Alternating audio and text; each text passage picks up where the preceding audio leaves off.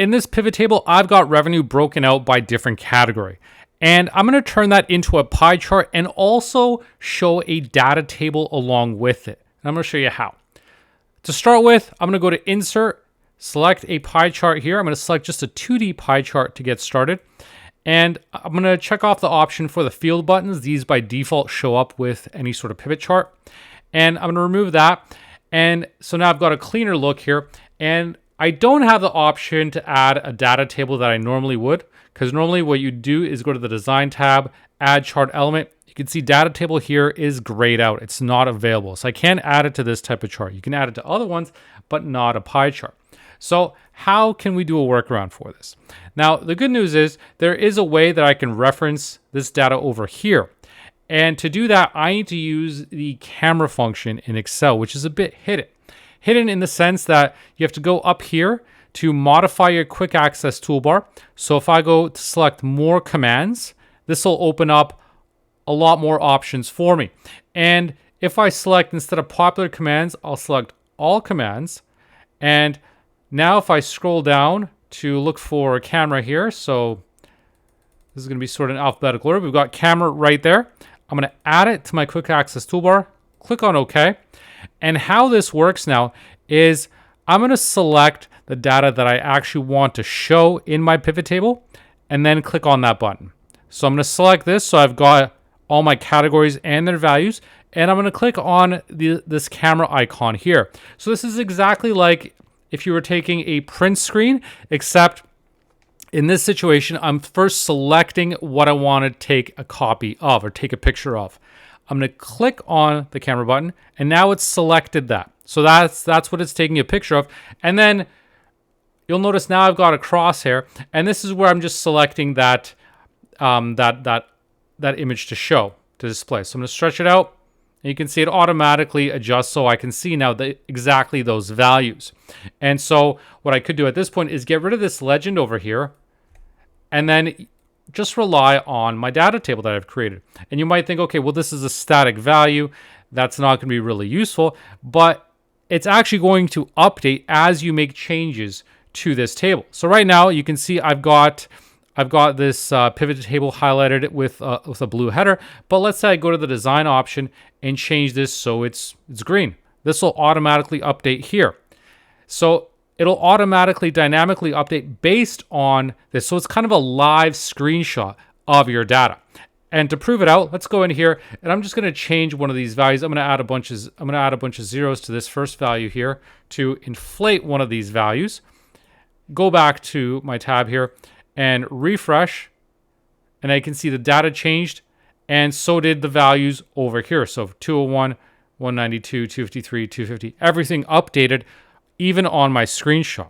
So that's the beauty of using that camera function, is that you effectively have a live screenshot to your data, and then you can manipulate it however you want it to look. So now what I could do is, let's say I add data labels here, but this time, because I've already got the values here, I may just want to format them so that I just see the category name instead of the value.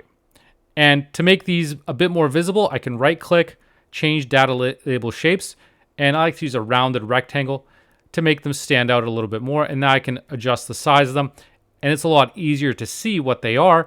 And then if I wanted to see the values, I can reference them over on this table, which of course is linked back to here.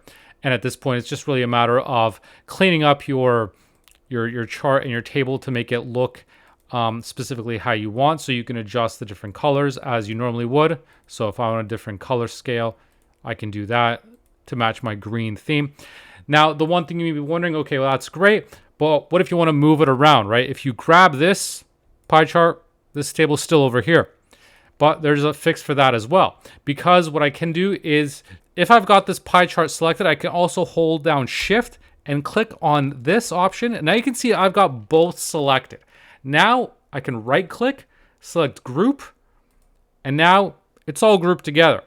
So now if I wanted to drag these around, I can easily do so, and they're attached together. Now, one thing to watch out for, though, if you've grouped multiple objects, is to make sure you're selecting the outer group. If I just select this pie chart here, you can notice I've got this boundary here around this pie chart, but here I've got the outer group. So if I were to just drag here, then in this case, I am only going to be copying the pie chart.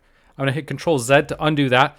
But if I click this outer box here, now I can grab and drag, and everything is going to move along with it. So it's as if this table belongs to this chart. And I can still go on making changes to how this table looks, how this pie chart looks, knowing that it's automatically going to update it. It's always going to represent that live data. So not only is this pie chart linked to this pivot table, but this pivot table is also displaying over here. So it gives you the best of both worlds. Now you've got a pie chart that's going to show you the data labels as well as displaying the values as you would on a pie chart without having to worry that, you're not going to be able to fit in everything that you want, the values, the category names, all those details. By using that camera function, you can give yourself the best of both worlds by adding that data table and also displaying everything cleanly on your pie chart. So the key thing to remember is add that camera function in your quick access toolbar,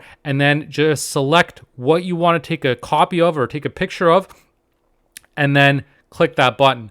And then you can move that wherever you want.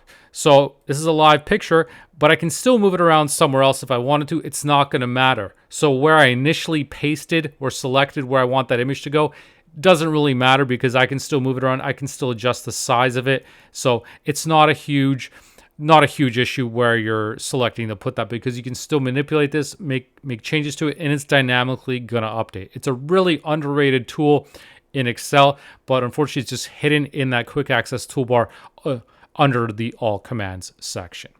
So that's all right for this video. I hope you did learn something. If you did, please make sure to leave a like and subscribe for more. Thanks for watching.